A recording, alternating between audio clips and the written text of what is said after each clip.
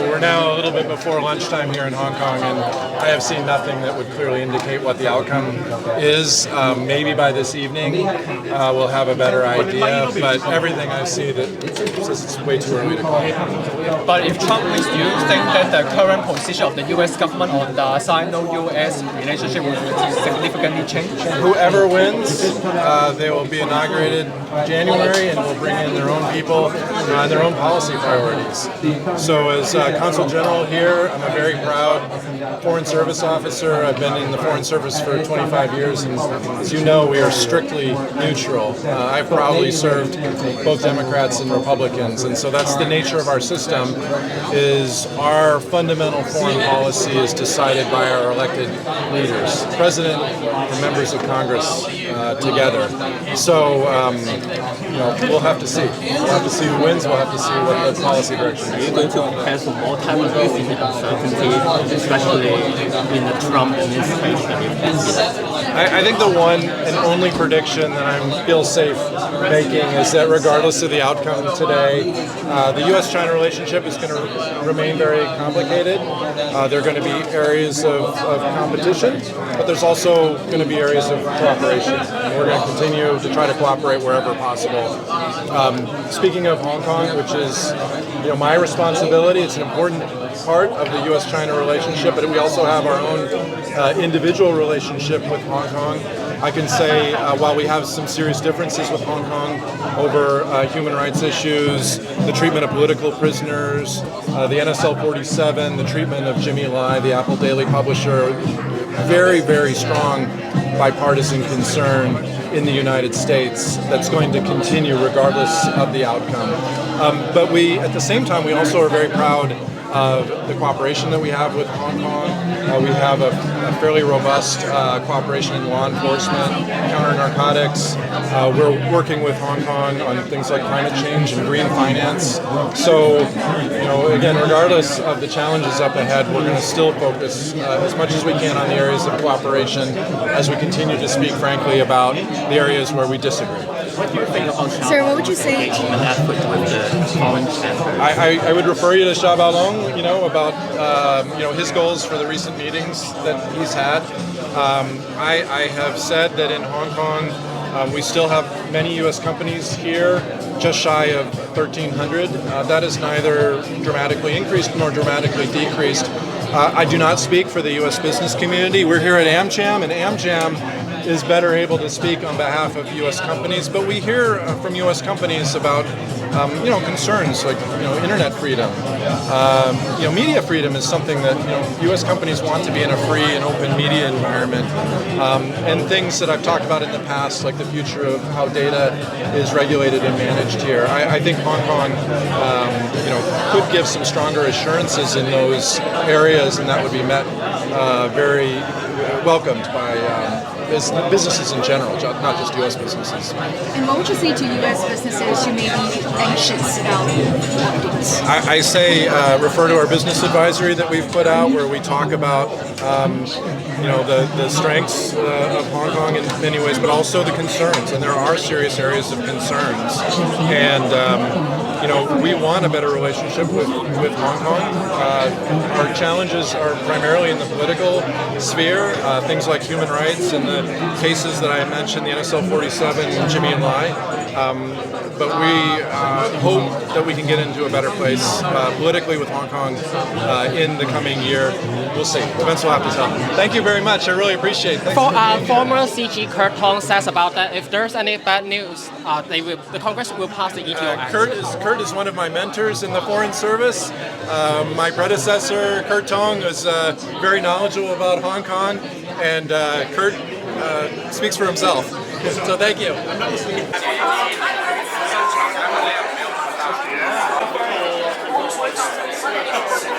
My name is Alberto. I work in finance here in Hong Kong, and I'm really looking forward to see what's going to be the outcome of the election. I'd rather not say, but I would like a leader who guides the United States to have a good relationship with allied countries, and also to find common ground across the aisle so that they can confront the challenges that the United States and the globe is facing. I believe that regarding China policy, both candidates have been very strong on what they plan to do. On the side of President Donald Trump, he is looking to increase tariffs for different products coming from China and every country, including the European Union. Whereas President Harris, I would believe that she will follow the China policy that the Biden administration has had so far. I believe that he has been very clear ever since he was president in 2016 that one of his biggest intentions is to find a way to decouple from China. And this time around, he has announced that he will increase the tariffs for more products coming from China. The Biden administration has followed most of the policies that President Trump enacted back in 2000, back during his term. But I believe that Donald Trump will further intensify the series of economic policies towards China. I think it's very hard to tell, but I believe that tomorrow morning, when we have a clearer picture of how the markets will move as a reaction to whoever becomes the next president of the US, we'll have a clearer picture. But as of right now, I believe that both candidates are trying to prioritize, as long as the United States is benefiting from the relationships with its partners. I think both of them may have very similar approaches to Hong Kong, to Taiwan, to the mainland China as well. I believe that it's something that the United States, the president will have a say on this for sure, but due to the system that the United States follows, this is something that needs to be discussed in Congress, both the Senate and especially the House of Representatives. So far we have focused a lot on the presidential election, but when it comes to foreign policy, the House of Representatives is the one that dictates a big chunk of the foreign policy in the United States. So we should also see what the outcome of the House of Representatives election is going to look like. And once we have the final result of both the Senate and the House of Representatives, we'll have a clearer picture on what the president may intend to do regarding Hong Kong and all of the other regions around the world. The United States election so far has focused a lot on its domestic challenges. They have not been very vocal on what will happen in Hong Kong. I believe that investors are a little bit careful to make an assessment of how a President Donald Trump presidency may look like, as well as a Harris administration one. So I think so far it's too early to say.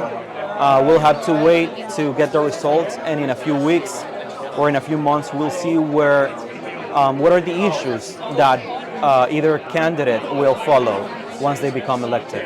Oh, I work in financial services. I certainly hope that it stays peaceful and that there's no violence or any thing that happens bad, whoever wins. So, yeah.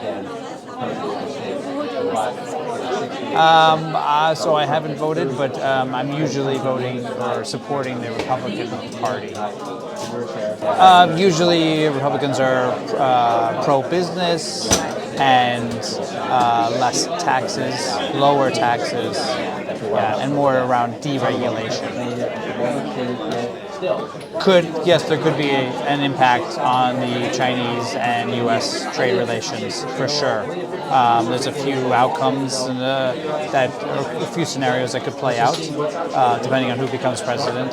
So I guess we'll have to wait and see. Hopefully, we can keep that diplomacy positive. It looks like it's leaning towards Trump right now, but there still is a lot of results to tabulate, and there could be recounts and challenges, so we may not know the results for a few days. I mean, there could be more higher tariffs and more animosity towards each other, and Chinese government may retaliate towards American businesses in China. It's still very unique and westernized, more westernized than the rest of China, mainland China. So I think that will remain the same for a while. while, as long as it's still a special administrative region. Personally, I don't think a lot has changed from the national security law and impacting American businesses or banks in Hong Kong. I think they continue to do business in Hong Kong and will remain here, and they won't leave. And they continue to hire staff in Hong Kong and Westerners and foreigners. So I don't think 5 years later from the 2019 situation that things will change much now. Well, yes, I mean, there's certainly impact on that aspect. The Hong Kong people don't have a lot of free speech opportunities or the right to protest. So that has been impacted greatly, unfortunately. Yes, sadly, it's not easy to say what you want to say. So yeah, it's sad that Jimmy Lai is still in prison. So that's not good. Yeah, I mean, if the U.S. can certainly press China or the Hong Kong Legislative Council to do what they can, and the government to do what they can to release the political prisoners, then sure, they should do it. But I don't know how much influence they will have over the Hong Kong government. I don't think at this point much at all. I'm based in Hong Kong for 18 years. I'm British, but I work for a US company and have worked for US companies most of my career. Many reasons. I think Hong Kong, in terms of our currency here, is tied to the US, so that will have effects on interest rates. I get paid. A lot of my compensation is in stocks, which are in the US. I think we have concerns around the regional security. I think what could happen in Taiwan under a Trump government could be entirely different to kind of maintaining the status quo with a Democratic candidate. So I think tariffs is another important thing that would really have an effect on not only our region but the US and the rest of the world as well.